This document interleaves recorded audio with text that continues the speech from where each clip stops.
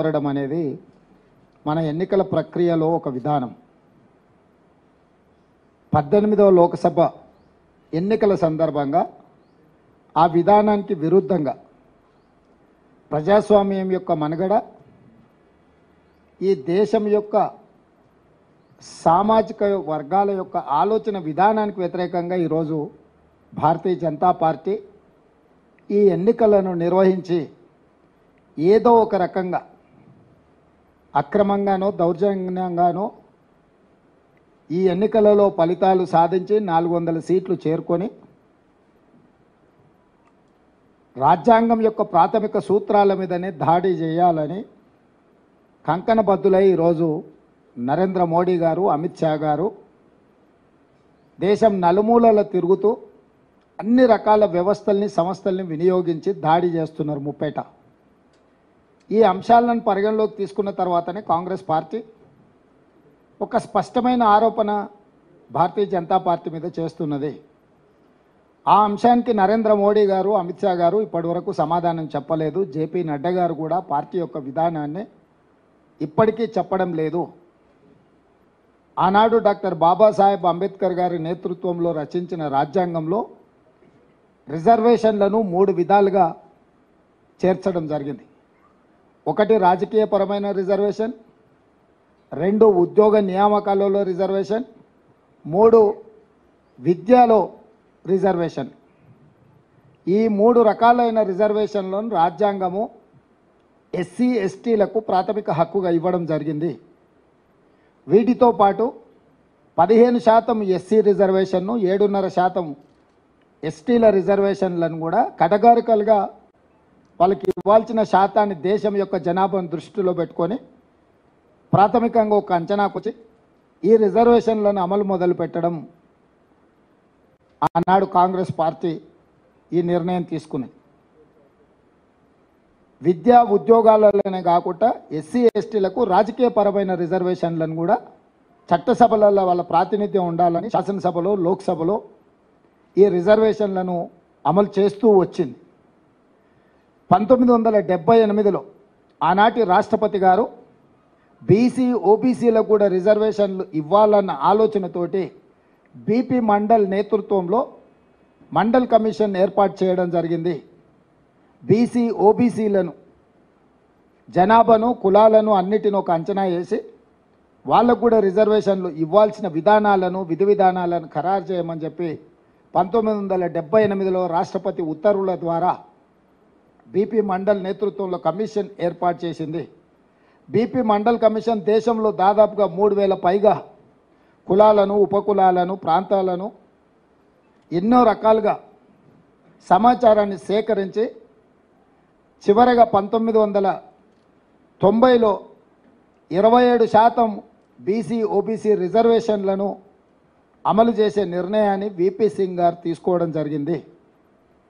BP mandal commission 52% బీసీల జనాభాను నిర్ధారిస్తూ 27% రిజర్వేషన్లను వాళ్ళకి ఇవ్వడానికి వారు ఇచ్చిండ్రు. ఆ కమిషన్ నివేదికను వీపీ సింగ్ గారు ప్రధానమంత్రి ఉన్నప్పుడు 1990లో దాన్ని అమలు చేస్తూ ఉత్తర్వులను జారీ చేయడం జరిగింది. ఆనాడు ఆర్ఎస్ఎస్ అనుకూలమైన వర్గాలు ఈ రిజర్వేషన్లను వ్యతిరేకిస్తూ పూర్తి స్థాయిలో దేశంలో ఉన్నత వర్గాలకు అండదండగా నిలబడి వెన్నుదన్నుగా నిలుచుని మండల్ కమిషన్కు వ్యతిరేకంగా దేశం మొత్తము ఒక ఉధృతమైన ఉద్యమానికి పరోక్షంగా నాయకత్వం వహించిండ్రు. అదే సందర్భంలో న్యాయస్థానంలో కూడా వీటిని సవాల్ చేస్తే న్యాయస్థానము 9 మంది జడ్జిలతో కూడుకున్న ధర్మాసనము మండల్ కమిషన్ ఇచ్చిన తీర్పును ఆమోదిస్తూ ఎస్సీలకు 15%, ఎస్టీలకు 7.5%, 22.5% పోను 27% విద్యా ఉద్యోగాలలో బీసీ, ఓబీసీలకు రిజర్వేషన్లు ఇవ్వండి అని తీర్పు ఇవ్వడమే కాకుండా వర్టికల్గా 50% మించకూడదు అనే నిబంధనను కూడా ఆ రోజు ఇంద్రసాహాని వర్సెస్ యూనియన్ ఆఫ్ ఇండియా కేసులో స్పష్టమైన తీర్పు ఇవ్వడం జరిగింది. అంటే సుప్రీంకోర్టు బీసీ ఓబీసీ రిజర్వేషన్లకు కూడా మండల్ కమిషన్ సిఫార్సులను అనుమతిస్తూ వర్టికల్గా 50% మించకూడదు అనే నిబంధన పెడుతూ ఆ విధంగా కాంగ్రెస్ పార్టీ తీసుకున్న బీసీ ఓబీసీ రిజర్వేషన్లు కూడా సంపూర్ణంగా సుప్రీంకోర్టు ఆమోదంతో ఆ రిజర్వేషన్లు అమలుకు వచ్చినాయి. బీసీ ఓబీసీలకు చట్టసభలల్లో రాజకీయపరమైన రిజర్వేషన్లు లేవు, కానీ ఎస్సీ ఎస్టీలకు ఏ రకంగా అయితే విద్యా ఉద్యోగాలలో రిజర్వేషన్లు ఉన్నాయో బీసీ ఓబీసీలకు కూడా ఆ రిజర్వేషన్లు అమలు జరిగినాయి. ఆనాటి నుంచి ఈనాటి వరకు బీసీ ఓబీసీలు చట్టసభలలో కూడా మాకు రిజర్వేషన్లు ఉండాలి, మా కోటా కేటాయించమని వివిధ సందర్భాలలో వాళ్ళ డిమాండ్ను వినిపిస్తూనే ఉన్నారు. దాని పట్ల కూడా రాజకీయ పార్టీలు వివిధ రకాలలో వివిధ సందర్భాలలో స్పందించడం జరిగింది. ఇప్పుడు ఎందుకు ఈ అన్ని అంశాలను కాంగ్రెస్ పార్టీ ప్రస్తావిస్తుంది అని అంటే, రాహుల్ గాంధీ గారు భారత్ జోడో యాత్ర సందర్భంగా ఈ దేశంలో 50% పైగా ఉన్న బీసీ ఓబీసీకి సంబంధించిన ప్రతినిధులు ప్రజలు రాహుల్ గాంధీ గారికి విజ్ఞప్తి చేసింది. 50% వర్టికల్ రిజర్వేషన్ లిమిట్ను తొలగించాలి, మా జనాభా దామాషా ప్రకారము మాకు రిజర్వేషన్లు కల్పించాలి, అప్పుడే మా సామాజిక ఆర్థిక పరిస్థితి మెరుగుపడుతుంది, వీటన్నిటిని కూడా అమలు చేయాలని వాళ్ళందరూ కూడా రాహుల్ గాంధీ గారికి విజ్ఞప్తి చేయడం జరిగింది.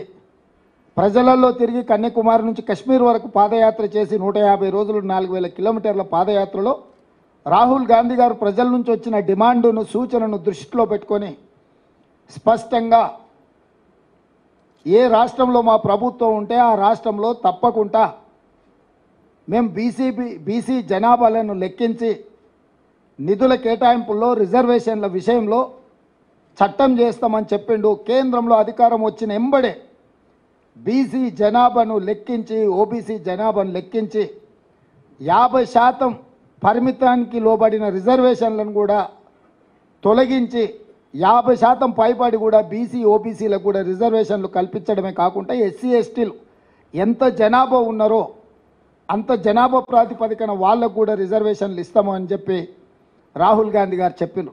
దాంట్లో భాగంగానే భారతదేశం యొక్క ఎక్స్రే అంటే ఒక మనిషిని ఎక్స్రే తీస్తే లోపల ఏమేమి ఉన్నాయో అన్నీ చూడడానికి వైద్యుడికి అవకాశం ఉంటుందో భారతదేశం యొక్క ఎక్స్రే తీసి జనాభాను లెక్కించి జనాభా దామాషా ప్రకారం ఎస్సీ ఎస్టీ బీసీ ఓబీసీ రిజర్వేషన్లు అమలు చేయడమే కాకుండా నిధులను కేటాయిస్తామని చెప్పి ఒక స్పష్టమైన విధానాన్ని రాహుల్ గాంధీ గారు చెప్పడం జరిగింది.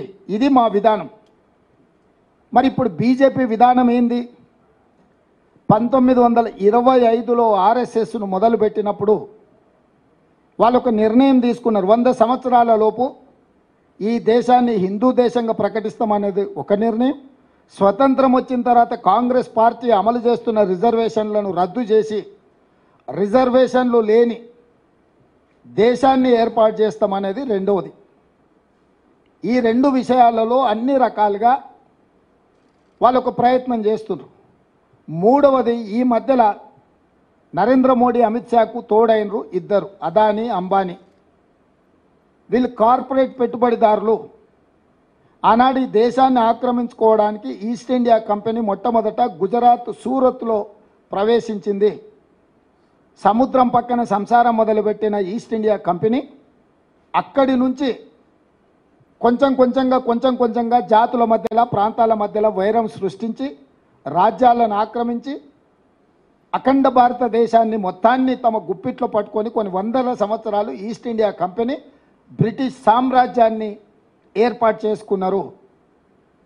ఇవాళ అదే సూరత్ నుంచి బయలుదేరిన అదానీ ఈనాటి ప్రధానితో కలిసి రిజర్వేషన్లను రద్దు చేసే కుట్రకి ఆర్ఎస్ఎస్ 1925 మొదలుపెట్టినప్పుడు 100 సంవత్సరాలు ఏదైతే టార్గెట్ పెట్టుకున్నారో 2025కు 100 సంవత్సరాలు పూర్తి కాబోతుంది.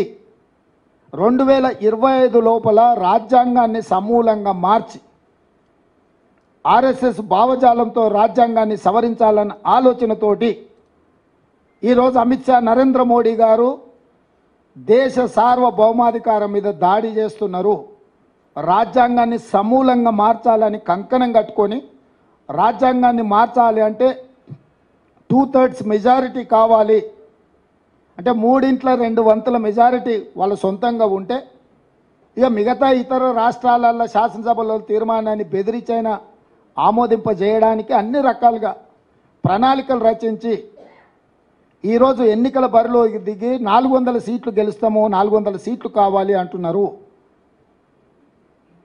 ఇస్ బార్ 400 పార్ అనేది ఎందుకు అని అంటే రాజ్యాంగాన్ని పూర్తిగా సమూలంగా మార్చివేసి రిజర్వేషన్లను రద్దు చేసి ఈ భారతదేశాన్ని రిజర్వేషన్ రహిత దేశంగా మార్చాలన్న ఆలోచనతోటి ఈరోజు వాళ్ళు మన మీద దాడి చేస్తున్నారు. నరేంద్ర మోడీ, అమిత్ షా ఈ దేశ మూలవాసులైన దళితులు, గిరిజనులు, బీసీ, ఓబీసీల మీద సర్జికల్ స్ట్రైక్ చేస్తున్నారు. ఈ సర్జికల్ స్ట్రైక్కి ఈ ఎన్నికలను క్షేత్రంగా వాళ్ళు ఈరోజు నిర్ణయం తీసుకున్నారు. దేశం అత్యంత ప్రమాదం వైపు వేగంగా ప్రయాణం చేస్తుంది. రాజ్యాంగం యొక్క మూల స్తంభాలైన రిజర్వేషన్ల ప్రక్రియ నుంచి సోషల్ ఫ్యాబ్రిక్ని అంతా కూడా దెబ్బతీసి ఈరోజు ఈ రకమైన కుట్ర జరుగుతుంది. ఈ కుట్రను తిప్పికొట్టడానికి మేము ప్రయత్నం చేస్తుంటే రాహుల్ గాంధీ గారి మీద అమిత్ షా, నరేంద్ర మోడీ గారు అసలు ఏ రకమైన దాడులు చేస్తున్నారంటే కాంగ్రెస్ పార్టీ అధికారంలోకి వస్తే హిందువుల ఆడబిడ్డల మెడలో ఉన్న తాలి పుస్తలు కూడా గుంజుకుంటారు, మీ ఆస్తులను గుంజుకొని ఇతరులకు పంచిపెడతారు, మీకు 2 ఇళ్ళు ఉంటే 1 ఇల్లు గుంజుకుంటారు. ఇట్లాంటి విచక్షణారహితమైన ఆరోపణలు చేయడమే కాకుండా బాధ్యతారహితంగా ఒక ప్రధానమంత్రి, కేంద్ర హోంశాఖ మంత్రిగా ఈరోజు వాళ్ళు మాట్లాడుతున్నారు. ఈ భారతదేశంలో ఎక్కడైనా సాధ్యమవుతుందా? తండ్రి ఆస్తి కొడుక్కి ఇవ్వాలంటే కూడా తండ్రి విరాసత్ ఇస్తే తప్ప ఆస్తుల బదిలీ జరగడం లేదు. అన్నదమ్ముల ఆస్తుల పంపకాలలో కూడా పెద్ద మనుషుల ముందు సరైన విధంగా పంపకాలు జరిగి సబ్ రిజిస్ట్రార్లో రిజిస్ట్రేషన్ చేస్తే తప్ప అన్నదమ్ముల ఆస్తుల పంపకాలు కూడా జరగడం లేదు. పూచిక పుల్లైనా నయా పైసైనా చట్టబద్ధంగా బదిలీ చేస్తే తప్ప, ఒప్పుకొని ఒప్పంద పత్రాల మీద సంతకాలు పెడితే తప్ప ఈరోజు బదిలీ ప్రక్రియ ఈ దేశంలో జరగదు. ఇంత పకడ్బందీగా చట్టాలను రాసి డాక్టర్ బాబాసాహెబ్ అంబేద్కర్ గారు ఎవరు కష్టార్జితం వాళ్ళదే, ఎవరు సంపాదించింది. నిన్ననే సుప్రీంకోర్టు ఒక మాట చెప్పింది, భార్య ఆస్తి కూడా, భార్య సంపాదించిన ఆస్తిని భర్త ఏదైనా అత్యవసరంగా వాడుకుంటే కూడా మళ్ళీ భర్త తిరిగి భార్యకి ఇవ్వాల్సిందే. భార్య ఆస్తి మీద భర్తకి ఎలాంటి అధికారం లేదని నిన్నగాక మన సుప్రీంకోర్టు, నిన్నగాక మన న్యాయస్థానాలు స్పష్టమైన తీర్పు ఇచ్చినాయి. అంటే భార్య ఆస్తిని కూడా భర్త తీసుకోవడానికి చట్టంలో అనుమతి లేదు. ఒకవేళ తీసుకోవాలనుకుంటే కూడా భార్య అనుమతి తీసుకోవాలి, మళ్ళీ భార్య అడిగినంబడే వెనక్కి ఇవ్వాలని ఇంత స్పష్టమైన నిబంధనలు మన న్యాయస్థానాలు చెప్తుంటే ఈరోజు రిజర్వేషన్లను రద్దు చేయాలన్న కుట్రలో భాగంగా కాంగ్రెస్ మీద, రాహుల్ గాంధీ గారి మీద విష ప్రచారం చేసి ప్రజల్ని తప్పుదోవ పట్టించి ఎన్నికల్లో 400 సీట్లు గెలవాలి అని వాళ్ళొక వికృత రాజకీయ క్రీడకు తెరలేపినరు. ఈరోజు మేము స్పష్టమైన ఆరోపణ చేస్తున్నాం. ఆర్ఎస్ఎస్ భావజాలాన్ని, ఆర్ఎస్ఎస్ యొక్క మనువాద సిద్ధాంతాన్ని భారతీయ జనతా పార్టీ అమలు చేయడానికి రిజర్వేషన్ రహిత దేశంగా ప్రకటించడానికి 400 సీట్లు కోరుకుంటున్నారు. అందుకు ఆర్ఎస్ఎస్కు బలమైన కారణాలు ఉన్నాయి.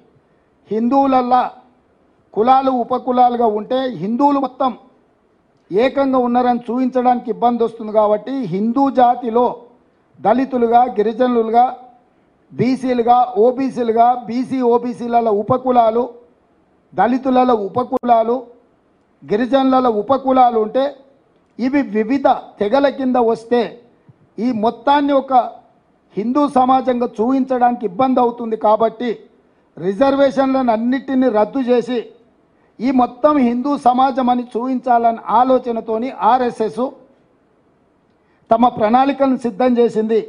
ఆర్ఎస్ఎస్ యొక్క ప్రణాళికను బీజేపీ అమలు చేస్తుంది. 3 తలాక్ కావచ్చు, 370 ఆర్టికల్ కావచ్చు, యూనిఫామ్ సివిల్ కోడ్ కావచ్చు, సిటిజన్ అమెండ్మెంట్ యాక్ట్ కావచ్చు, కశ్మీర్కు సంబంధించిన విషయాలు కావచ్చు, ఇతర ఎన్నో విషయాలు ఆర్ఎస్ఎస్ యొక్క ఆలోచన విధానాన్ని గత 10 సంవత్సరాలలో నరేంద్ర మోడీ, అమిత్ షా గారు అమలు చేసుకుంటూ వచ్చిండ్రు. ఇది గతము మన కళ్ళ ముందర ఉన్న ప్రత్యక్ష ఆధారాలు. ఇక వాళ్ళు మళ్ళీ వచ్చినా సరే రాకున్నా సరే ఏకంగా రాజ్యాంగం యొక్క సమూలమైన మార్పు చేయాలన్న ఆలోచనతోటి ఈరోజు రిజర్వేషన్లను రద్దు చేసే కుట్ర, రిజర్వేషన్లను రద్దు చేసే విధానాన్ని, తద్వారా దళితులను, గిరిజనులను, బీసీలను, ఓబీసీలను శాశ్వతంగా దెబ్బతీసి కార్పొరేట్ కంపెనీల ముందు కట్టుబానిసలుగా నిలబెట్టాలన్న ఆలోచన. ఇది ఆనాటి ఈస్ట్ ఇండియా కంపెనీ విధానం. ఈనాడు అదానీ, అంబానీల యొక్క కొనసాగింపు విధానం. ఆ కొనసాగింపు విధానాన్ని అమిత్ షా, నరేంద్ర మోడీ గారు స్పష్టంగా అమలు చేస్తున్నారు.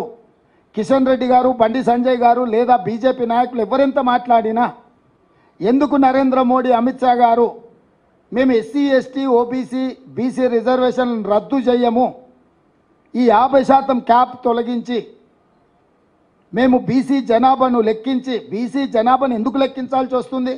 స్పష్టంగా సుప్రీంకోర్టు చెప్పింది. 27% బీసీ రిజర్వేషన్లను పెంచాలి అని అంటే వాళ్ళ జనాభాను లెక్కించి జనాభా ఆధారంగా 27% పెంచండి.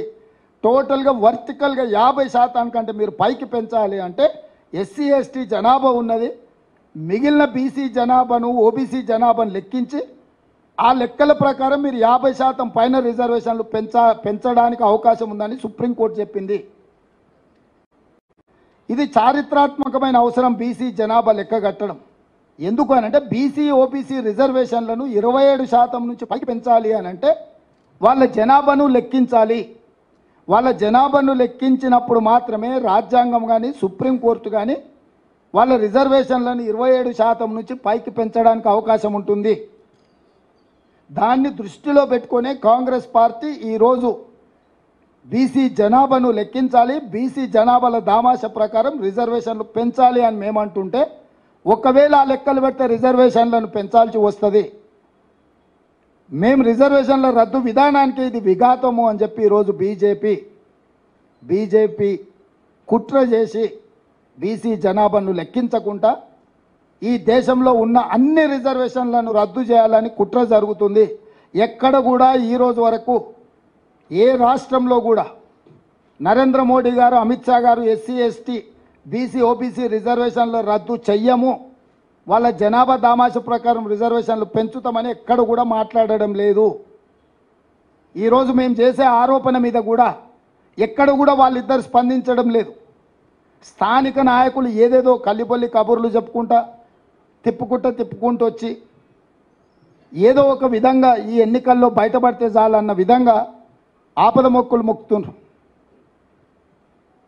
ఇవాళ కిషన్ రెడ్డి గారే కాదు, ఈటల రాజేందర్ గారు కూడా ఒక మాట మాట్లాడతలేడు. లెఫ్ట్ భావజాలం అన్నాడు, తానేదో పోరాటాలు చేసిన అన్నాడు. ఇవన్నీ బాగానే ఉన్నాయి. ఈరోజు జరుగుతున్న దాడి మీద, రాజ్యాంగాన్ని మార్చే విధానం మీద ఎందుకు కిషన్ రెడ్డి గారు, ఈటల రాజేందర్ గారు, బండి సంజయ్ గారు మాట్లాడడం లేదు అంటే వాళ్ళకి తెలుసు స్పష్టంగా వాళ్ళ పార్టీ యొక్క విధానం. ఎంతసేపు ఉన్నా తప్పించుకోవాలన్న ఆలోచనలే ఉన్నారు తప్ప ఇది తప్పు, ఈ రిజర్వేషన్లను మేము రద్దు చేయము, మేము నరేంద్ర మోడీతో, అమిత్ షాతో చెప్పిస్తామని ఎందుకు చెప్పడం లేదు? నిన్నటికి నిన్న సిద్దిపేటకి అమిత్ షా గారు వచ్చారు, ఎందుకు ఒక్క మాట అయినా మాట్లాడిండా? వారు రాకంటే ముందు నుంచే మేము స్పష్టమైన ఆరోపణ చేస్తున్నాం. ఒక రాష్ట్ర ముఖ్యమంత్రిగా, పార్టీ అధ్యక్షుడిగా స్పష్టమైన నిర్దిష్టమైన ఆరోపణ బీజేపీ మీద నేను చేస్తున్నా. ఈ రాష్ట్రానికి వచ్చి ఏ బీజేపీ నాయకుడైనా మొట్టమొదట ఉన్న రిజర్వేషన్లను రద్దు చేయము, జనాభా లెక్కించి బీసీ, ఓబీసీ రిజర్వేషన్లు పెంచుతామని ఎందుకు బీజేపీ చెప్పడం లేదు? సరే, వీళ్ళు ఒక రకం.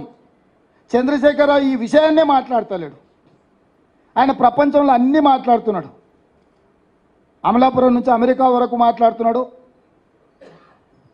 చంద్రమండలం నుంచి చింతమడక వరకు మాట్లాడుతున్నాడు. కానీ బీజేపీ చేస్తున్న కుట్ర గురించి మాత్రం మాట్లాడతలేడు.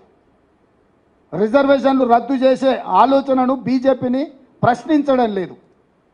గతంలోనే చంద్రశేఖరరావు గారు రాజ్యాంగాన్ని మొత్తం రద్దు చేసి కొత్తది రాసుకోవాలన్నాడు. ఎవరి ఆలోచన ఇది? రాజ్యాంగాన్ని రద్దు చేసి కొత్తది రాసుకునేది ఆర్ఎస్ఎస్ విధానమే కదా. ఇవాళ చంద్రశేఖరరావు స్వయంగా భావజాలానికి ప్రభావితమైందా, లేకపోతే జైల్లో ఉన్న బిడ్డకు బెయిల్ కోసము ఈరోజు ఎస్సీ ఎస్టీ బీసీ ఓబీసీ రిజర్వేషన్లను తాకట్టు పెట్టి బీజేపీకి సహకరిస్తున్నాడా? చంద్రశేఖరరావు గారు కూడా తన విధానాన్ని ప్రకటించాలి. నేను స్పష్టంగా సూటిగా చంద్రశేఖరరావును డిమాండ్ చేస్తున్నా. ఎస్సీ ఎస్టీ బీసీ ఓబీసీ రిజర్వేషన్లను రద్దు చేయాలన్న భారతీయ జనతా పార్టీ విధానం మీద బీఆర్ఎస్ విధానం ఏంది? ఒకవేళ మీ విధానము రిజర్వేషన్ల రద్దును వ్యతిరేకిస్తే మీ పోరాట కార్యాచరణ ఏంది? బీజేపీకి వ్యతిరేకంగా 100 రోజులైన మా ప్రభుత్వాన్ని దిగిపోవాలి, మా ప్రభుత్వాన్ని పడగొట్టాలని కార్యాచరణ ప్రకటించి బస్సు యాత్ర చేస్తున్నా అంటున్నావు కదా. 10 సంవత్సరాల అధికారంలో ఉండి ప్రజలందరినీ పీల్చి పిప్పి చేసి అక్రమ కేసుల ద్వారా ఈరోజు రాజ్యాంగాన్ని దెబ్బతీసే మోడీ మీద నీ పోరాట కార్యాచరణ ఎక్కడుంది? 5 ఏళ్ల కోసం ఎన్నుకున్న మా ప్రభుత్వాన్ని ఇప్పటికిప్పుడు దించేయాలని కేసీఆర్ గారు, కేటీఆర్ గారు, హరీష్ గారు అంటున్నారు. 10 ఏళ్ళు ప్రజల్ని మోసం చేసిన మోడీని దించడానికి మీ దగ్గర ఉన్న కార్యాచరణ ఏంది? 100 రోజులే అయిన మా ప్రభుత్వమా మీ టార్గెట్? 10 సంవత్సరాల నుంచి ప్రజల్ని వంచి దేశాన్ని దోసుకుని ప్రధానమంత్రి అయిన నరేంద్ర మోడీ గారు ఆనాడు 55 లక్షల కోట్ల రూపాయలు దేశం మీద అప్పు ఉంటే ఈరోజు 168 లక్షల కోట్ల రూపాయలు అప్పయింది. ఒక్క నరేంద్ర మోడీ గారు 10 సంవత్సరాలలో 113 లక్షల కోట్ల రూపాయల అప్పు తీసుకొచ్చిండు. 14 మంది ప్రధానమంత్రులు 67 సంవత్సరాలు చేసిన అప్పు 55 లక్షల కోట్లు అయితే 10 సంవత్సరాలలో ఒకే ఒక్క నరేంద్ర మోడీ దానికంటే 2 పైన అప్పు చేసిండు.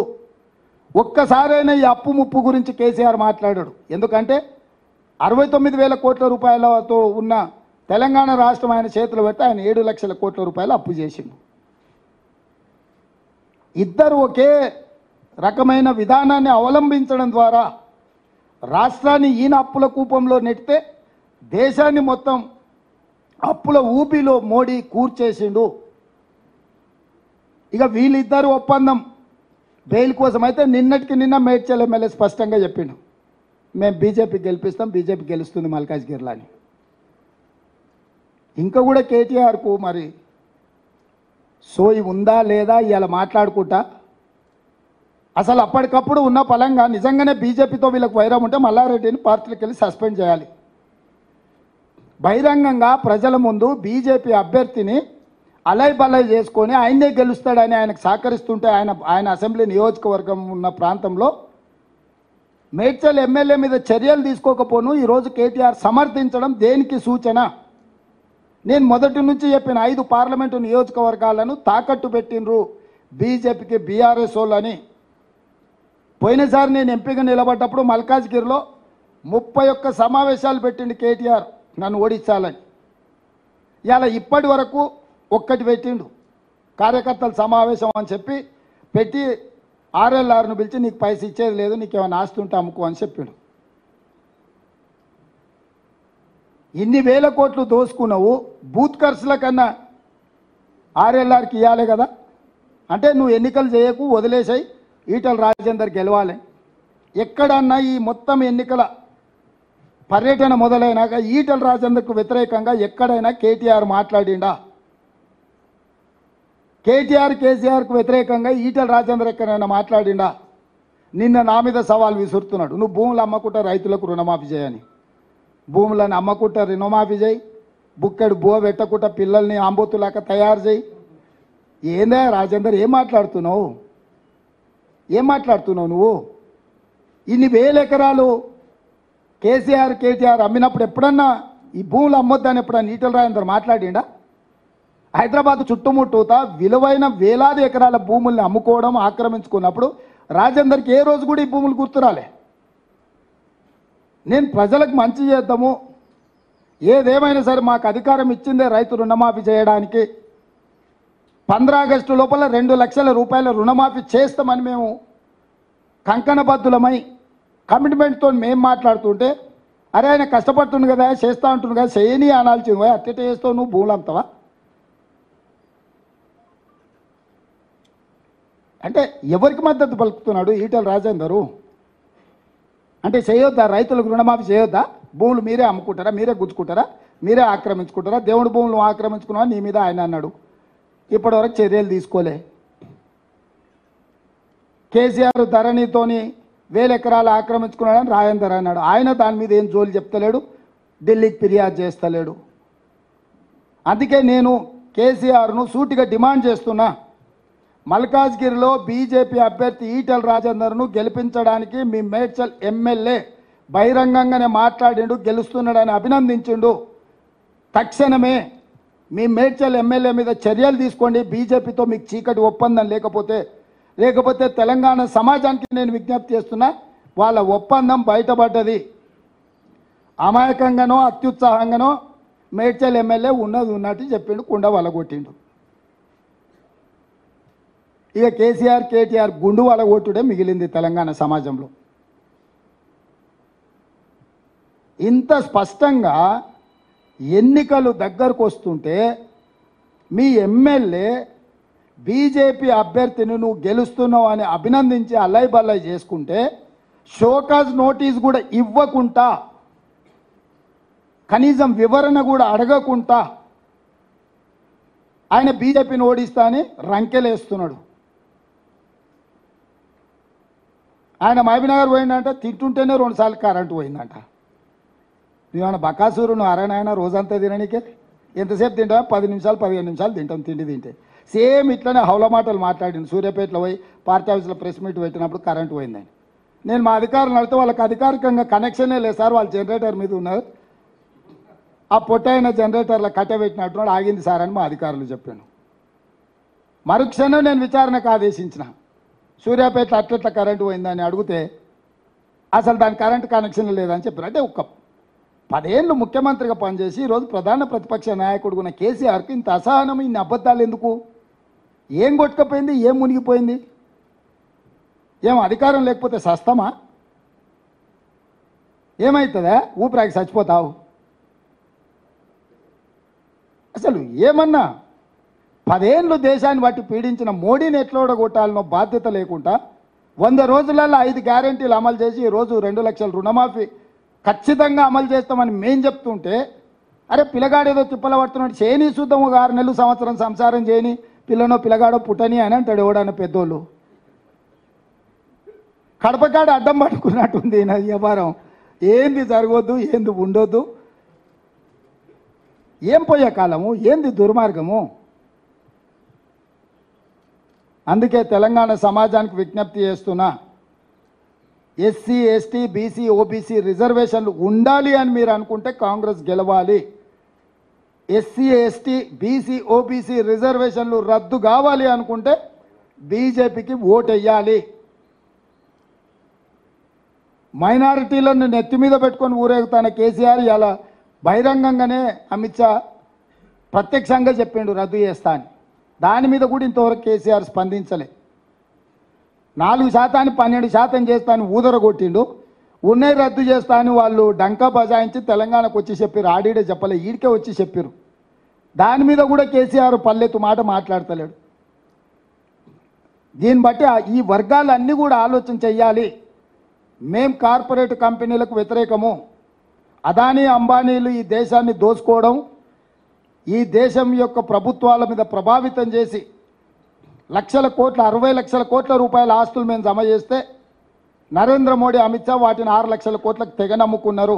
బిఎస్ఎన్ఎల్ ఎల్ఐసి నుంచి మొదలు పెడితే రైల్వేస్ కానీ, ఎయిర్పోర్ట్లు కానీ, పోర్టులు కానీ, నేషనల్ హైవేస్ కానీ ఇవన్నీ కూడా మేము సంపాదించి పెడితే, తాత ముత్తాతల నుంచి స్థిరాస్తులను మేము చేసి పెడితే ఈరోజు పల్లి బఠానీలకు మోడీ అమిత్ షా అమ్ముకుంటున్నారు. అందుకే ఈ విధానాలను కూడా మేము వ్యతిరేకిస్తున్నాం. ఈ ఎన్నికల్లో తెలంగాణలో లెక్క పక్కా 14 సీట్లు నెగ్గాలి అనే విధానంతో ప్రజలు నిర్ణయం తీసుకోవాలి.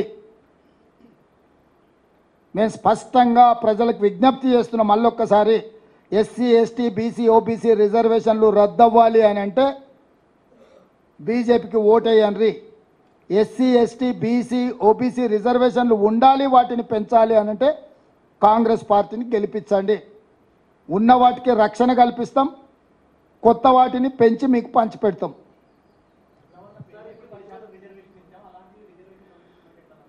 ఇప్పుడు అదే కుట్ర అంటున్నా. ఆ రోజు మేము చట్టసభలలో ఉన్నాం కాబట్టి వాటిని మెడలోంచి తీసుకొచ్చినాం. ఈరోజు 400 సీట్లు వస్తే ఎవరితోనే అవసరం లేదు, రద్దు చేయాలనే విధానం. గతంలో కూడా 2 సార్లు బీజేపీ 13 నెలలు ఒకసారి, 5 సంవత్సరాలు ఒకసారి వాజ్పేయి గారు ఉన్నారు. ఆ రోజు ఈరోజు పోయినసారి రద్దు చేసినాం. ఎందుకు రద్దు చేయలే అంటే వాళ్ళ దగ్గర బ్రూటల్ మెజారిటీ ఉన్నప్పుడు వాళ్ళ రహస్య ఎజెండాను అమలు చేస్తారు. ఆ రహస్య ఎజెండాను ఒకవేళ నిజంగానే మీరు చెప్పిందే నిజం అనుకుందాం, ఎందుకు నరేంద్ర మోడీ, అమిత్ షా దేశ ప్రజలకు మాట ఇస్తలేరు? బీసీ జనాభా లెక్క కడతాం, రిజర్వేషన్లు పెంచుతాం, ఓబీసీలకు పంచుతామని ఎందుకు అమిత్ షా నరేంద్ర మోడీ చెప్పడం లేదు? ఇప్పుడు స్పష్టం కదా, నరేంద్ర మోడీ గారు, అమిత్ షా గారు స్పష్టంగా వేదికల మీద నుంచి బీసీ జనాభా లెక్క కట్టి సుప్రీంకోర్టు తీర్పుకు అనుకూలంగా రిజర్వేషన్లు పెంచుతాం, పేదలకు పంచుతాం అని ఒక మాట చెప్తే అసలు ఈ అనుమానాలకే తావులేదు కదా. మీ ఎన్నికల మేనిఫెస్టోలో అన్న పెట్టాలి కదా. ఇది ఎన్నో విషయాలు ప్రస్తావించారు, అబద్ధాలన్నీ. ఎందుకు ఎన్నికల మేనిఫెస్టోలో పెట్టలేదు? పోనీ ఇప్పుడు చెప్పమని కిషన్ రెడ్డిని, బండి సంజయ్, ఈటల రాజేందర్ని బీసీ జనాభా లెక్క కట్టి రిజర్వేషన్లు పెంచుతారా, పెంచరా?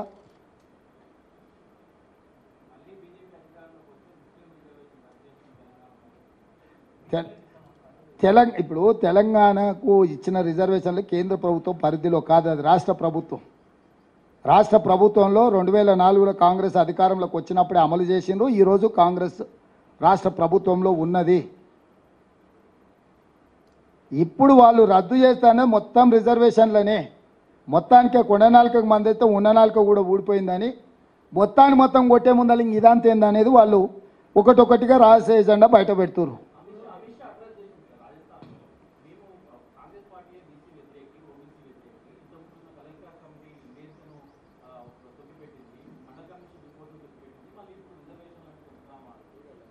పదేళ్ళు మీరు అధికారంలో ఉన్నారు. కాంగ్రెస్ పార్టీ మంచి చేసిందో చెడు చేసిందో ప్రజలు తీర్పిచ్చి నరేంద్ర మోడీ, అమిత్ షా గారికి అధికారం ఇచ్చిండ్రు. వాటన్నిటిని మీరు అమలు చేస్తే అయిపోయి ఉండే కదా. ఇప్పుడు ఈ చర్చ ఎందుకు? 10 సంవత్సరాలు బ్రూటల్ మెజారిటీ వాళ్ళ దగ్గర ఉండే, 300 పై సీట్లు వాళ్ళ దగ్గర ఉన్నాయి కదా. ఇన్ని బిల్లులను చట్టసభలో ఆమోదించుకున్న వాళ్ళు ఇప్పుడు ఏదైతే కాంగ్రెస్ మీద ఆరోపణలు చేస్తుర్రో వాటిని వాళ్ళు అమలు చేస్తే అయిపోయేది కదా. పోనీ అది కూడా పక్కన పెట్టు. ఈరోజు మీరే 3వ అధికారం వస్తుంది అంటున్నారు కదా, మీరు ఏమేమి అమలు చేస్తారో ప్రజలకు చెప్పండి. ఇప్పుడు ప్రతిపక్షంలో హోదా కూడా లేని మా మీద మీకెందుకు ఆరోపణ? మళ్ళీ కూడా రాదంటున్నారు కదా మీరు. వాళ్ళ లెక్క ప్రకారం కేసీఆర్, నరేంద్ర మోడీ లెక్క ప్రకారం మేము 40 సీట్లు దాటం. అవునా? ఇదే కదా వాళ్ళిద్దరు చెప్తున్నది. 40 సీట్లు దాటనలో మేమైతే అమలు చేయలేం కదా. 400 వచ్చే సీట్లు, బీఆర్ఎస్ బీజేపీ 400 సీట్లు వచ్చినప్పుడు ఏమేమి అమలు చేస్తారో ప్రజలకు స్పష్టమైన హామీ ఏమంటున్నా నేను. మీ విధానాన్ని, మీ విధాన పత్రాన్ని ప్రకటించమని అడుగుతున్నాము.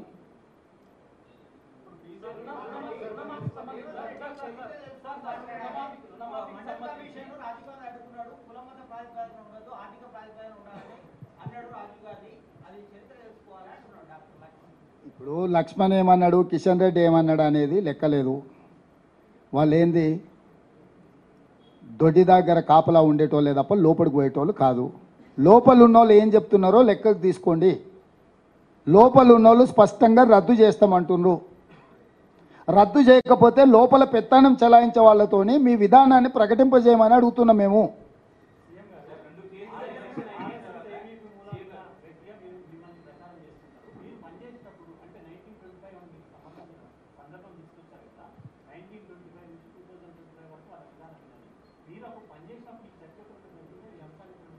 వాజ్పేయి గారు కూడా అందులోనే చేసిరు. వారు ప్రధానమంత్రిగా ఉన్నప్పుడు ఇవి అమలు జరిగినాయా? ఏ విధానమైనా మనతోని చర్చించాల్సిన అవసరం లేదు. చరిత్ర డాక్టర్ బాబాసాహెబ్ అంబేద్కర్ గారు గొప్ప వ్యక్తి, ప్రజాస్వామికవాది అని మనం అంటున్నాం. మనం ఆయనతో కలిసి పనిచేసినామని కాదు. ఆయన విధానాలను మనం చూసుకుంటూ, వారు మనకు అందించిన ఆదర్శాలను చూసుకుంటూ మనం మాట్లాడుతున్నాము. ఈరోజు ఇది రేవంత్ రెడ్డికి ఎవరితో పరిచయం ఉంది, రేవంత్ రెడ్డితో ఎవరు కలిసి పనిచేసింది అనేది ఇక్కడ చర్చ కాదు. ఆ సంస్థ యొక్క విధానము, ఆ రాజకీయ పార్టీ యొక్క మేనిఫెస్టో. సో ఇక్కడ వ్యక్తుల ప్రస్తావన కాదు, ఇక్కడ సంస్థలు ఏం నిర్ణయం తీసుకుంటే సంస్థల యొక్క విధానం మీద మనం చర్చ చేసుకుంటున్నాము. ఇవాళ ఎక్కడ కూడా నిర్దిష్టమైన ఆరోపణ చేస్తున్నప్పుడు నరేంద్ర మోడీ గారు, అమిత్ షా గారు వివరణ ఇవ్వడం లేదు.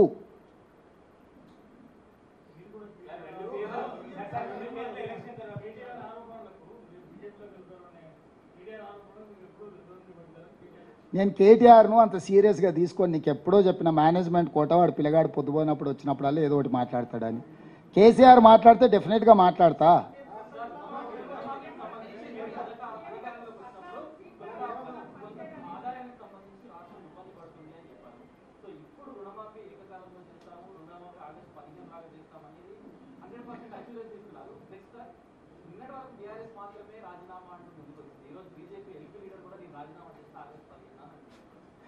నేను అదే అంటున్నా, నాకు సంతోషం. సిద్దిపేటకు ఇంకా మిగతా ఎవరెవరు రాజీనామాలు చేస్తారో ఆ ప్రాంతాలకు పట్టిన శని పీడ విరగడవుతుంది. 15 ఆగస్టు లోపల రుణమాఫీ చేసి తీరుతా.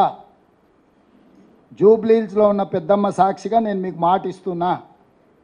ఒకవేళ ఎవరైనా దీని మీద నమ్మకం లేని మీడియా మిత్రులు కూడా ఎవరైనా రాజీనామా చేస్తామంటే కూడా మంచిదే.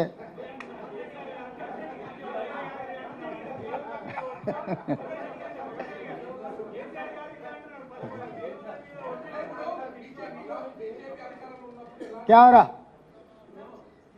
आशीष?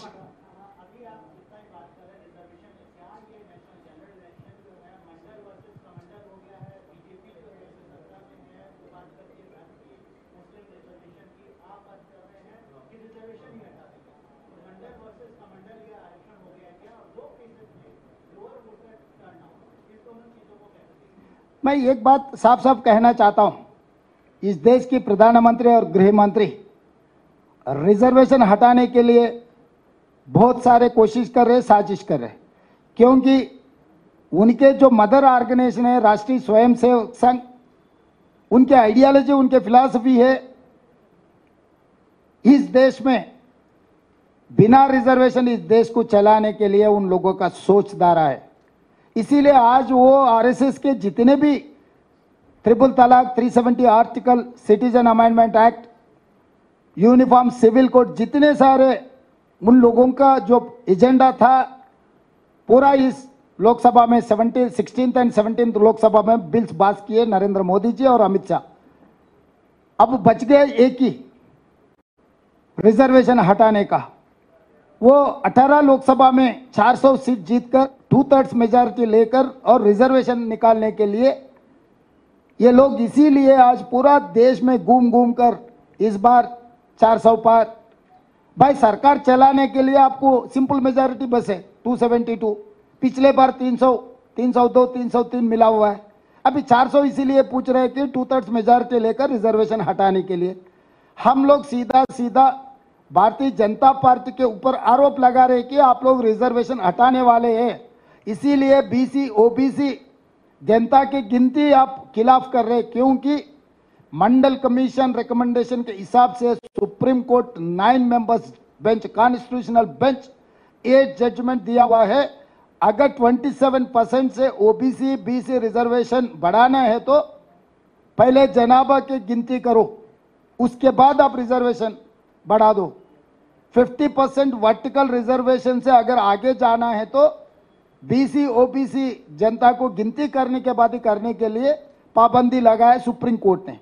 इसीलिए कांग्रेस पार्टी, राहुल गांधी जी ये वादा किया हर प्रदेश में कांग्रेस पार्टी सत्ता में है तो प्रदेश में हम बीसी ओबीसी का जनता गिनती करेंगे.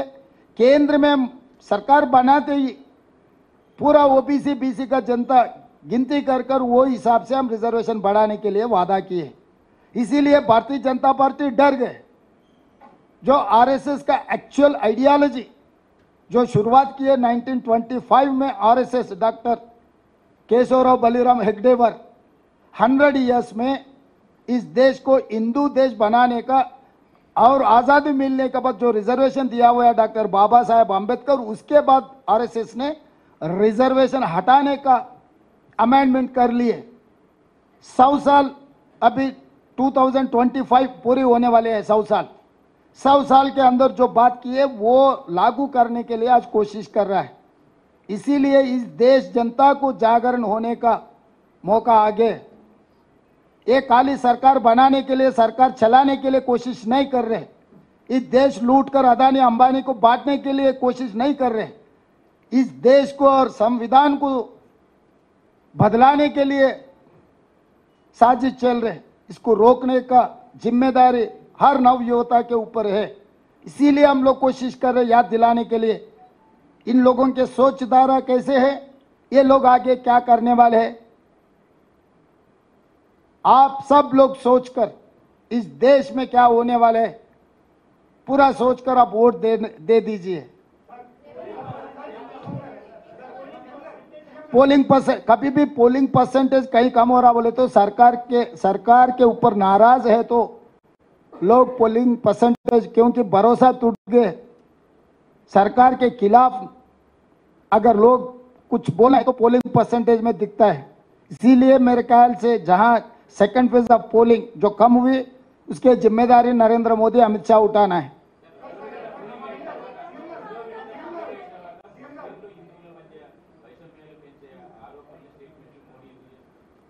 భయం, ఓటమి భయం, ఓటమి భయం. నరేంద్ర మోడీ గారు భాషల మధ్య, మతాల మధ్య, ప్రాంతాల మధ్య చిచ్చు పెట్టి తద్వారా రాజకీయ ప్రయోజనం పొందాలనే ప్రయత్నం చేస్తుండ్రు. ఈ దేశ ప్రజలు విఘ్నులు.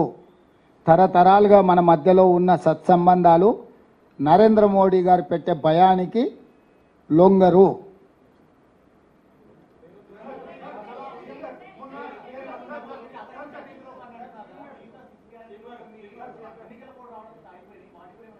వచ్చే అసెంబ్లీలో బడ్జెట్ పెట్టేటప్పుడు టోటల్గా మన ఓటాన్ అకౌంట్ బడ్జెట్ పెట్టినాం. జనరల్ బడ్జెట్లో అన్ని వివరాలు మీతో చర్చిస్తాం.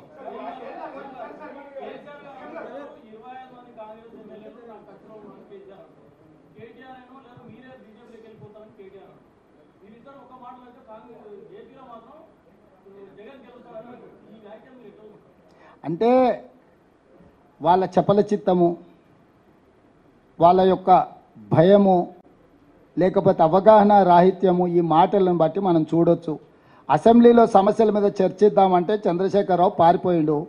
కానీ ఓ టీవీ స్టూడియోలో కూర్చొని 4 గంటలు రాసుకోర సాంబా అన్నట్టుగా అడిగేటోడు ఆయనోడే, చూపించేటోడు ఆయనోడే, రాసుకునేటోడు ఆయనోడే.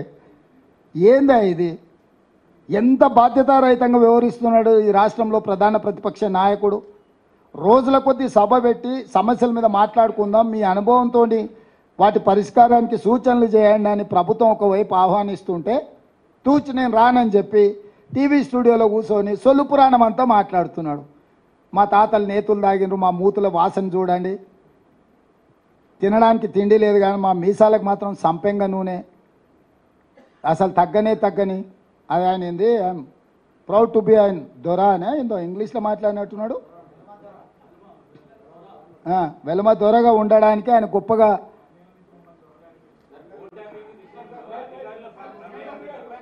అదే చెప్తున్నా. దొరలని పిలుస్తుర్రు కాబట్టి బండకేసి కొట్టిర్రు, ఇంకా కూడా బల్పు తగ్గలే. మంచిది, అట్లనే కానీ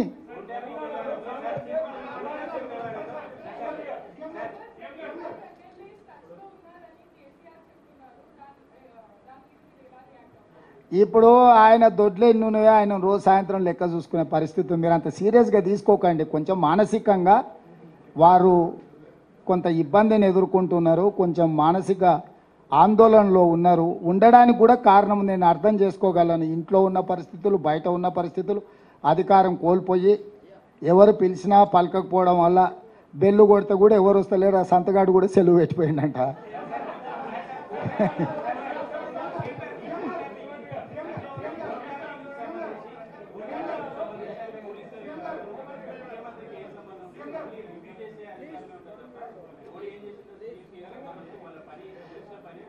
నాకు తెలియదు, ఇంకా దాని మీద పూర్తి వివరాలు నేను తీసుకోలేదు. తప్పకుండా ఆ వివరాలను కూడా బడ్జెట్ సమావేశాల సందర్భంగా విచారణ పూర్తి చేసి అధికారులు నివేదిక ఇచ్చిన తర్వాత మాత్రమే నేను మాట్లాడగలను. ఎందుకంటే బాధ్యత కలిగిన ముఖ్యమంత్రిగా హోంశాఖ కూడా నా దగ్గరనే ఉంది. విచారణ జరుగుతున్నప్పుడు అర్ధాంతరంగా ఆదరబాదరగా ఎవరి మీదనో ఆరోపణ చేయాలనో ఎవరినో గందరగోళపరచాలన్న ఆలోచన నాకు లేదు. అధికారులు విచారణ చేస్తుర్రు. ఏం జరిగింది, ఏం జరగబోతుందని అధికారులు నాకు నివేదిక ఇచ్చే వరకు నేను ఎలాంటి స్పందన ఈ టెలిఫోన్ ట్యాపింగ్ విషయంలో చెప్పదలుచుకోలేదు.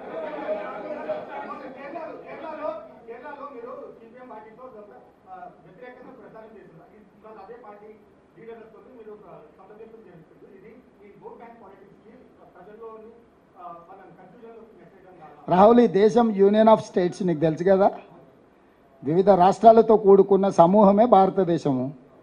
మరి వివిధ రాష్ట్రాలలో పార్టీకి వివిధ విధానాలు ఉంటాయి, అందుకే రాష్ట్ర శాఖ అధ్యక్షులు ఉంటారు కదా, దాని ప్రకారమే పనిచేస్తున్నా నేను.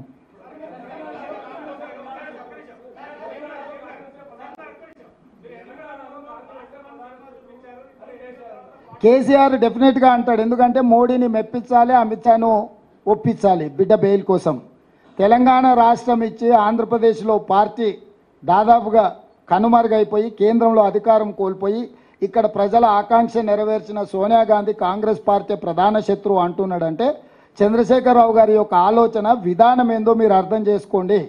ఈరోజు ఆయన ఎంతసేపు ఉన్నా రావణాసురుడు తపస్సు చేసి ప్రత్యక్షం చేసుకున్నట్టు ఈరోజు ఆయన ఎంతసేపు ఉన్నా అమిత్ షా మోడీని ప్రత్యక్షం చేసుకోవడానికి తపస్సు చేస్తున్నాడు.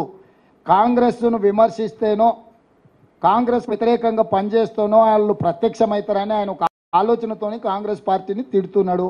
అంటే కాంగ్రెస్ పార్టీని తిట్టడానికి తెలంగాణ రాష్ట్రం ఇవ్వడమే కారణమా, లేకపోతే ఎస్సీ ఎస్టీ బీసీ ఓబీసీ రిజర్వేషన్లు ఇవ్వడం కారణమా? ఏం కారణం కాంగ్రెస్ను తిట్టడానికి? ఇప్పుడు ఆయన మోడీని ఒప్పించే ఆలోచన తప్ప ఇంకేదైనా ఒక్క కారణం చూపించండి కాంగ్రెస్ను విమర్శించడానికి. 10 సంవత్సరాలు వైఫల్యం చెందిన ప్రధానమంత్రి, దగా చేసిన ప్రధానమంత్రి, దేశాన్ని అప్పుల ఊబిలో ముంచేసిన ప్రధానమంత్రి నరేంద్ర మోడీ గారు అక్కడుంటే ఆయన గురించి మాట్లాడకుండా 100 రోజుల్లో 5 గ్యారెంటీలను అమలు చేసి 30,000 ఉద్యోగాలు ఇచ్చి బీసీ జనాభా లెక్కలు పెట్టి మెగా డిఎస్సి నోటిఫికేషన్ ఇచ్చి పబ్లిక్ సర్వీస్ కమిషన్లో గ్రూప్ 1 ఉద్యోగాలు 564 నోటిఫికేషన్ ఇచ్చి ఇన్ని సమూలమైన మార్పులు తీసుకొచ్చి ఈరోజు వరి మొత్తం 7,000 చిల్లర కొనుగోలు కేంద్రాలు తెరిచి రైతులు పండించిన ప్రతి చివరి గింజ వరకు కొనుగోలు చేస్తున్న మమ్మల్ని ఈరోజు చంద్రశేఖరరావు గారు విమర్శిస్తున్నాడంటే అసలు ఆయన ఏ రకమైన వైఖరులు ఉన్నాడో ఆయన మానసిక స్థితిని మీరు అర్థం చేసుకోండి.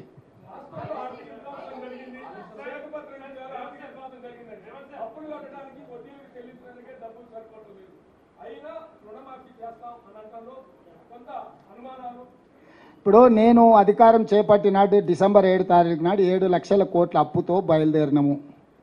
ఆ రోజు నుంచి మొన్న 7 తారీఖు వరకు ఏప్రిల్ 1 వరకు 26,000 పైచిలుకు కోట్ల రూపాయలు కేసీఆర్ చేసిన అప్పు కట్టినము. ఆర్థిక నియంత్రణ దుబారా తగ్గింపు ద్వారా పన్నులు రావాల్సిన వాటిని రాబట్టుకోవడం ద్వారా ఆర్థిక క్రమశిక్షణ, ఆ క్రమశిక్షణలో భాగంగానే ప్రభుత్వ ఉద్యోగులకు పెన్షన్దారులకు అవుట్సోర్సింగ్ కాంట్రాక్టు ప్రతి ఒక్కరికి 1 తారీఖు నాడు జీతాలు ఇస్తున్నాము. ఆర్థిక క్రమశిక్షణను పాటించడమే కాకుండా రాష్ట్రం యొక్క ఆదాయాన్ని పెంచుకోవడం ద్వారా రుణమాఫీ ఎట్లా చేయాలనో నా దగ్గర పక్కడ్బందీ ప్రణాళిక ఉంది. 15 ఆగస్టు ఎంతో దూరం లేదు. 2014లో 1,00,000 రుణమాఫీ చేస్తాను, 2019 వరకు చేయలేదు. 2018లో 1,00,000 రూపాయల రుణమాఫీ చేస్తాను, 2024 వరకు కూడా చంద్రశేఖరరావు చేయలేదు. చంద్రశేఖరరావు లాంటి చరిత్ర నాది కాదు.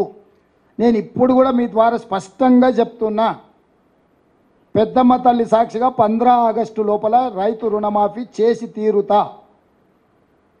నా ప్రణాళిక నాకున్నది, ఆర్థిక క్రమశిక్షణ నాకున్నది. అన్ని రకాల నిర్ణయాలు తీసుకుంటాము. ఆయన రాజేందర్ ఆర్థిక మంత్రి ఉండే అన్ని తెగ నమ్మిండు, అమ్మినప్పుడే ఆయనే ఉన్నాడు కదా. ఇవాళ ఆయన ఏందో శిల్క పలుకులు వలుకుతున్నాడు. ఇప్పుడు వాళ్ళు కాకూడదనే చూస్తున్నారు, రైతులను ముంచాలి, రైతులు ఆత్మహత్యలు చేసుకోవాలనేదే రాజేందర్ది కేటీఆర్ది కోరిక. వాళ్ళకు ఒక మంచి పని జరగాలని లేదు, పిల్లి శాపనార్థాలకు ఉట్టి దిగపడదు అన్నట్టు వాళ్ళలాకి ఎంతసేపు దోపిడీ చేసి దొంగతనాలు చేసి వాళ్ళ ఆస్తులు పెంచుకోవాలనుకుంటున్నారు. మేము దోపిడీ చేయకుంటుంటే ఆటోమేటిక్గా రుణమాఫీ జరుగుతాయి, నేను నమ్మకంగా చెప్తున్నా.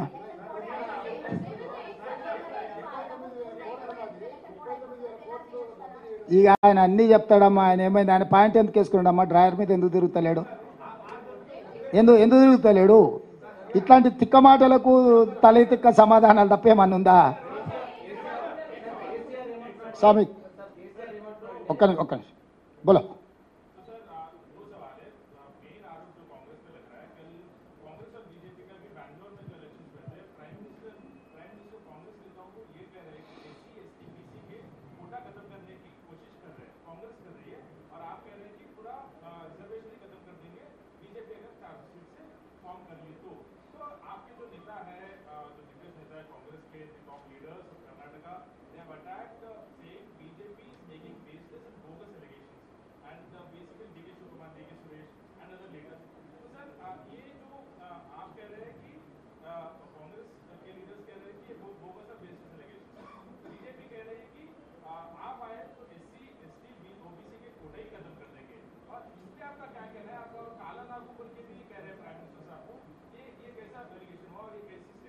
मैं साफ है हमारे सोचधारा, हम इलेक्शन मैनिफेस्टो में हम दिखा दिए।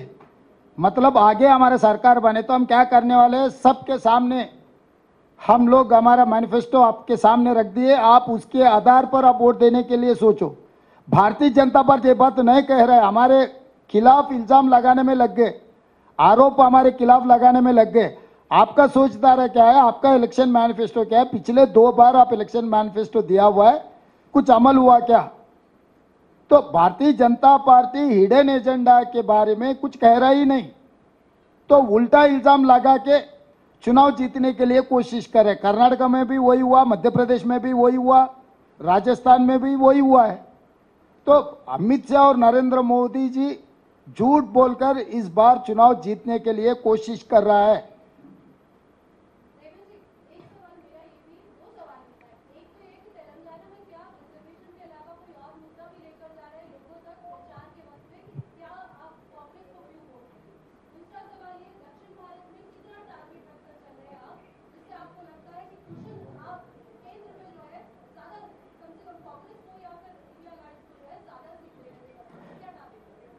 अभी का भारतीय जनता पार्टी के खिलाफ 2 इलेक्शन मैनिफेस्टो में जो कहा था हर साल 2 करोड़ नौकरी देने के लिए, 10 साल में 20 करोड़ नौकरी देने का था वादा किए, मगर वही लोकसभा में मेरे प्रश्न को जवाब दिए 7,21,000 की चिल्लर नौकरी दिया हुआ है। इसका मतलब 1% भी नहीं दिया हुआ है। और किसानों का इनकम डबल करने के लिए कहा था, मगर किसान के खिलाफ काला कानून लागू किए और किसान ने लाखों के किसान दिल्ली शहर पूरा घेर कर मोदी जी किसान काला कानून वापस ले लिया और माफी भी मांगा है। और जनधन खाता में स्विस बैंक में जो काला धन है वापस ले आकर हर गरीब के खाता में 15 लाख रुपए डालने के लिए मोदी वादा किया था 100 दिन में, मगर आज के तारीख में तो 10 साल गुजर गए, 1 पैसा भी नहीं डाला है। 40 करोड़ जनधन खाता में खाता खोला हुआ है, मगर वही जीरो है, जीरो ही है आज तक। और 400 रुपये सिलेंडर था, अभी 1200 हो गए। 55 रुपये पेट्रोल था, आज 110 रुपये हो गए। 50 रुपये डीजल था, अभी 100 रुपये हो गए। और सरकार नौकरी 30 लाख खाली पड़ा हुआ है। अगर 30 लाख सरकार नौकरी भर्ती किए तो SC ST OBC रिजर्वेशन लागू होकर 50%, 15 लाख सरकार नौकरी में सब लोग रहते थे। उन लोगों को नौकरी नहीं देना, रिजर्वेशन खत्म करने के बाद ही वो भर्ती करने के लिए आज साजिश चल रहे। इसीलिए मोदी जी सरकार नौकरी भी भर्ती नहीं की। आज 30 लाख खाली पड़ा हुआ है। आपको भी मालूम है केंद्र सरकार में 30 लाख नौकरी खाली पड़ा हुआ है। साउथ के बारे में 130 केरला, तमिलनाडु, आंध्र प्रदेश, तेलंगाना, कर्नाटक एंड पुदुचेरी 130 सीट है। ये सबसे केरला में 0, तमिलनाडु में 0, आंध्र प्रदेश में मिले तो 1 नहीं तो 0, कर्नाटक में मिलेगा 10-12, तेलंगाना में 2-3 मिलते, शायद वो भी मिलते नहीं मिलते। 130 में ज़्यादा से ज़्यादा 10 से 15 भारतीय जनता पार्टी को मिलने वाले हैं। बाकी का इंडिया अलायंस को 100 के ऊपर सीट मिलने वाले हैं साउथ से। आप हिसाब किताब देखो, मैं बोलने का कोई ज़रूरी नहीं है। तो साउथ इंडिया से कांग्रेस पार्टी इंडिया अलायंस को 100 के ऊपर सीट मिलने वाले हैं। और राजस्थान में भी कल चुनाव हुआ था, क्या हाल है आप देखो। तो इसीलिए इस बार नरेंद्र मोदी जी हार मानना ही पड़ेगा, जैसा केसीआर दिसंबर में हार मान लिए। पैसे वो पहले वो भी यही कह रहा था 100 सीट जीतने वाले हैं, मैं बोला था वो गिरने वाले हैं, आपने यकीन नहीं किए, हो गया। अभी 400 बोल रहे मोदी जी, देखेंगे कहाँ आके रुकेगा उनका गाड़ी।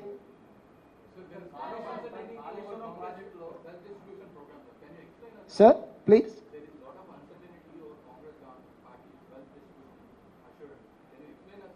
Yeah, why not? It's a simple philosophy. Whatever government in India is getting income, we wanted to distribute poorest of the poor. That is what our policy. We are not going to take any individual property. Again, I'm assuring you, every individual is having their constitutional protection. No one can snatch anyone's property, including father property, son cannot snatch. Brother property, younger brother cannot snatch. Husband property, wife or wife property, husband cannot snatch. The constitutional protection is there. It is very simple, our stand, our agenda, our future plan is, it is very simple. We wanted to increase wealth in the government of India. We wanted to distribute that wealth equally, poorest of the poor, SC, ST, BC and OBC and women and minority. We wanted to distribute equally. But whereas BJP agenda is, it is very simple. They wanted to give only 2 persons who is close associates of Pradhan Mantri and Griha Mantri, Adani, Ambani, and 1 or 2 more corporates from Gujarat. So they have given 30 lakh crores bank loans waived for corporate sector. So how come BJP is going to claim they are doing some welfare for poorest of the poor? They have not waived farmers' loan. They have not given any loans to unemployed youth. They have not given any loans to education loans. But they have waived 30 lakh crore loans to corporate companies.